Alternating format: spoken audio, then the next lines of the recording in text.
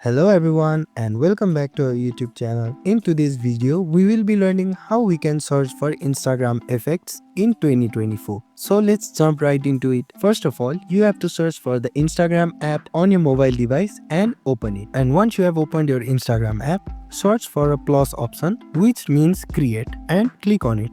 And once you have clicked on it, you will be redirected to this interface where you can select the photos which you want to create effects. For this tutorial, I will be clicking on the first photo and you can either create effects for this post or story. For this video, I will be sticking on to the post. Now simply you have to click on next. From here, you will be redirected to this interface. When you click on the second last option, you will be redirected to options of filters. There are numerous filters which you can select, and once you select the filter which you want, simply click on the option saying done. Now click on the last option which gives you access to the inbuilt editor in the Instagram app. From here you can adjust the brightness as well as you can also adjust different other items. So this is how you can access the Instagram effects. And if this video was helpful, please don't forget to like, share and subscribe to our YouTube channel, and thank you for watching.